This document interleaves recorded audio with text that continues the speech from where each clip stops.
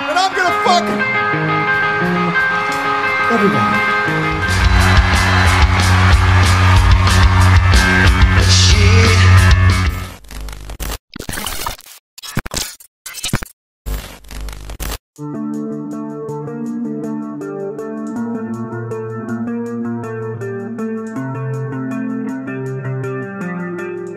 Bukan jadi rahasia lagi, jika pengalaman bermusik yang dimiliki Green Day saat ini memiliki pengaruh yang cukup besar kepada para musisi serta kelompok musik lainnya yang berada di jalur skena punk rock.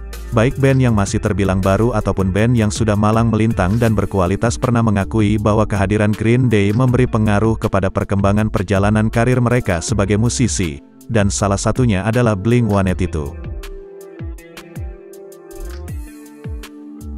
Blink adalah salah satu band punk rock asal Amerika Serikat dengan pengalaman yang terbilang veteran. Namun sang pendiri sekaligus pemain bass dan vokalis di tubuh Blink bernama Mark Hoppus mengatakan bahwa Green Day cukup memengaruhi proses kreatif mereka dalam bermusik. Pengaruh tersebut hadir dalam bentuk lagu What's My Age Again yang tergabung dalam album ketiganya yang berjudul Enema of the State di tahun 1999.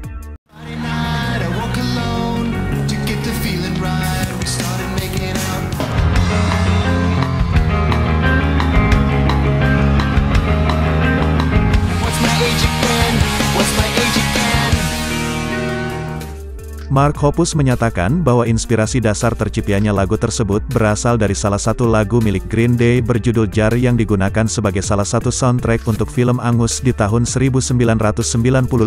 Lagu tersebut identik dengan intro bass yang cukup kental dan menarik saat didengar.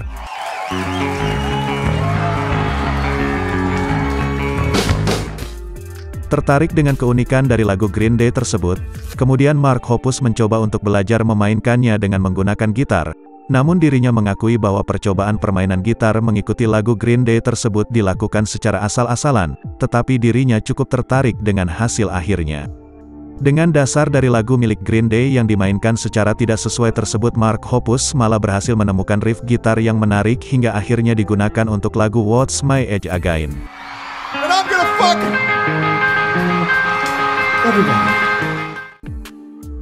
Cerita tentang Mark Hoppus terkait Green Day tidak berhenti di situ. Pentolan Blink tersebut juga menceritakan tentang pengalaman memalukannya bersama vokalis Green Day yaitu Billy Joe Armstrong.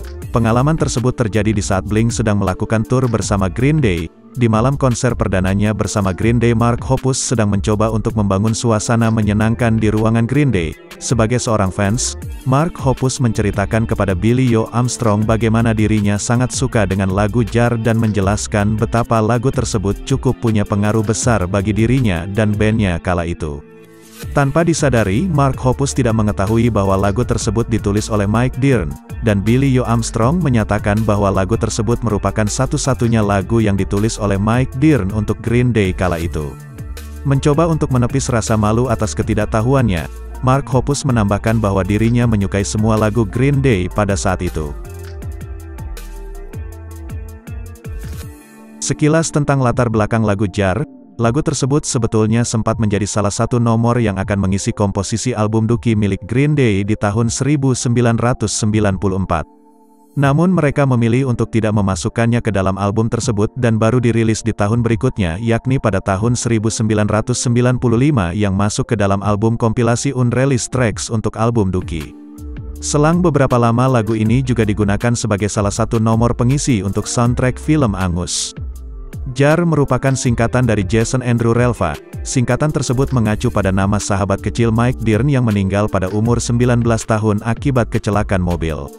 Sang pemain bass di tubuh Green Day tersebut menulis lagu ini sebagai bentuk penghormatannya atas kepergian temannya tersebut. Lagu yang ditulis Mike Dirnt tersebut berhasil menduduki puncak chart lagu Billboard dalam kategori modern rock selama 16 pekan. Lagu ini juga kembali dirilis ulang untuk mengisi album kompilasi Greatest Hits milik Green Day berjudul International Super Hits yang rilis di tahun 2001. Tidak dapat dipungkiri jika kesuksesan internasional yang dirasakan oleh Green Day hingga saat ini berasal dari album ketiganya yang berjudul Dookie tersebut. Dookie juga jadi album pertama untuk Green Day setelah mereka bekerja sama untuk label rekaman major bernama Reprise Records. Green Day memulai pengerjaan album ini di akhir tahun 1993 dan rilis di bulan Februari tahun 1994. Billy Joe Armstrong menjadi kreator di balik hampir seluruh penulisan lagu untuk album ketiga Green Day ini. Menurut Billy Joe Armstrong, Dookie merupakan sebuah album yang menceritakan tentang pengalaman pribadinya dalam menghadapi masa-masa Green Day yang mulai tenar.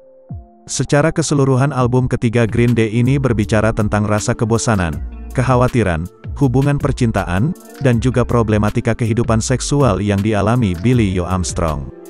Basket Case dan Welcome to Paradise merupakan 2 dari 5 single yang berhasil membawa album Dookie mencapai kesuksesannya kala itu. Salah satu pencapaian yang Green Day rasakan dari album Dookie adalah menjadi pemenang dalam ajang Grammy Award tahun 1995 untuk kategori album alternatif terbaik. Ketenaran yang diraih Green Day secara mainstream juga membuat album ini dianggap sebagai salah satu langkah yang membawa skena punk rock lebih dapat diterima oleh berbagai kalangan masyarakat. Hingga saat ini album Dookie menjadi salah satu album Green Day dengan penjualan tertinggi. Tercatat album ketiga Green Day ini berhasil mencapai angka penjualan sebanyak 20 juta keping.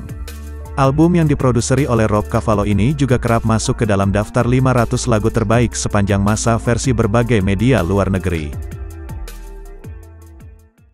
Saw the light penetrating to my ear. My friends are